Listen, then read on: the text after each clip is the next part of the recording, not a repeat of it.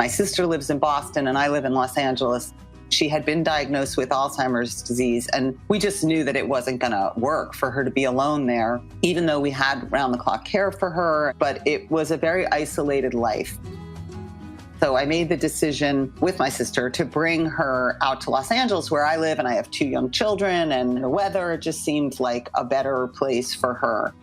I found this community called Silverado Beverly Place that is solely committed to memory care, which makes it unique because a lot of assisted living, they have like a memory care floor or a memory care wing, but Silverado is full memory care, and that's their whole way of being.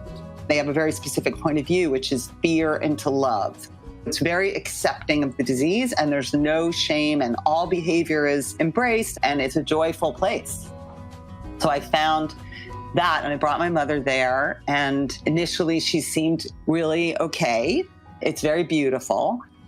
But then I think within a couple of months, it became clear that she wasn't leaving. She became depressed and withdrawn, and she wasn't really eating, and I was very concerned about it. I was at my dentist, actually, and I was very upset. And because it's LA, my dentist is like a life coach. And I just was talking, and I said, I wish I could hire a comedian to cheer my mother up. I think that would make her laugh. I just wish I could hire a comedian. And she said, well, why don't you? And I thought, oh my goodness, can I do that? So I tried it. I went home and I posted on social media looking for comedian interested in gerontology paid gig. My phone rang like 5 minutes later, and it was a friend of mine in New York City who was a comedian. And she said, oh my God, I just got off the phone with a friend of mine in Los Angeles who wants to work with seniors. Like, this is perfect. So I called that person, and she came over. She met my mother, and she was so honest and real with her. And she just sat down and she looked right in her eyes, and she had like a New York accent, which was very familiar to my mother. And she said, I know you don't want to talk to me. You're probably thinking, who is this schmuck just sitting down and talking to me like this? There was something about the experience and the word schmuck that just like my mother just started laughing and laughing. And it was so great. And I was so thrilled. And I was like, okay, you're hired. Like, just come. So she started coming 8 hours a week, basically making my mother laugh and keeping her company. And it just had this profound effect on my mother's life, where she was eating again and she was laughing and singing and much more engaged with the community, even for the time when the comedians weren't there. And I just thought, wow, this is really remarkable. This should reach more people. Like, I think I've stumbled on something. And then another family approached and asked if they could have someone for their mother and have the same experience. So that's pretty much what started it. It was so undeniable that I was like, okay, well, this was not my plan for my life, but I'd love to bring this to everyone who needs it. Today, Laughter on Call provides a variety of services, including individualized comedy care, where a comedian comes in and spends one-on-one time with the client, giving them the connection and interaction they often long for. Beyond memory loss and general disorientation, one of the most devastating effects of these diseases is the feeling of extreme loneliness. Each comedian also gets to know the client's history from their family, so they're able to provide them with the best, most individualized care possible. I created a 5-page intake form for the family, and it has all these questions about the history of their loved one, which is great because it's a joyful way for the family to get together and think, oh yeah, remember that crazy family vacation? I really want all the details of the person's life. Not just the happy stuff, but like the pet that they didn't like, or a teacher that someone had that the loved one went to bat against, or something, just really rich details about the person's life. So that the comedian comes in with all this information and knowledge and cultural touchstones and personal touchstones to communicate with the loved one about, and they just start talking. They probably weave in their own personal material because that's just how comedians connect with people. It's a way to draw a person out, is to talk about, well, my own fear or my own problems. And, I know you did X, Y, Z. And then you kind of keep throwing details of their life at them until their face lights up. Or singing. We'll basically do anything.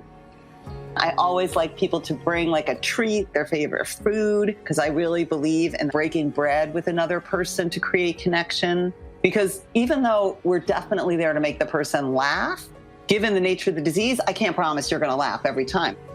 but we definitely will have cognitive engagement. That's what we're there to do, to really see the person and be with them and make them feel loved and joyful and not bring any sadness into the room, because there's enough sadness and there's enough fear.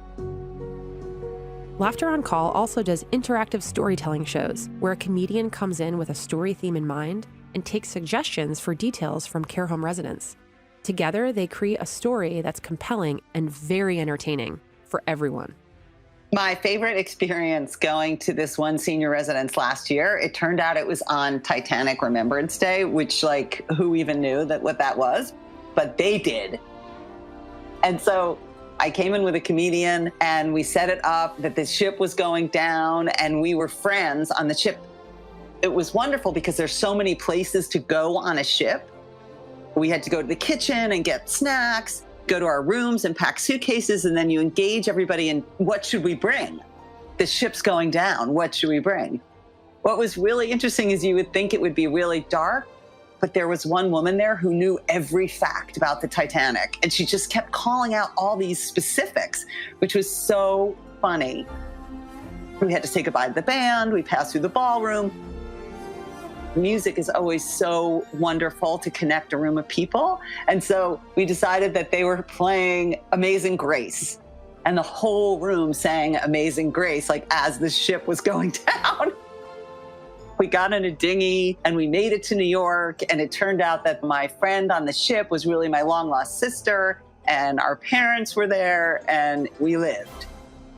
It was super, super fun. But finding out one person was really into cruises, so he played the captain and he knew everything about being a captain because there are still spaces in their brain that have information.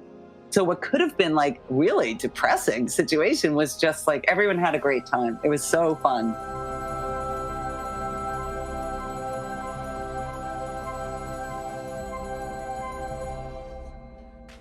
Michael Piper Uni has been working with Danny's mother, Muriel, for the past 9 months with Laughter on Call. You heard a little bit from him at the beginning of the podcast. Here he is again as he shares why he believes comedy and laughter have such a profound impact on people with Alzheimer's and dementia. Well, one, I'm a comedic actor, writer, director, so on and so forth. So I've known from day one the impact of laughter, but I don't know if I truly knew the impact of it medically and spiritually until I started working this job. The level of joy that laughter brings and companionship with humor is beyond something that you can even imagine.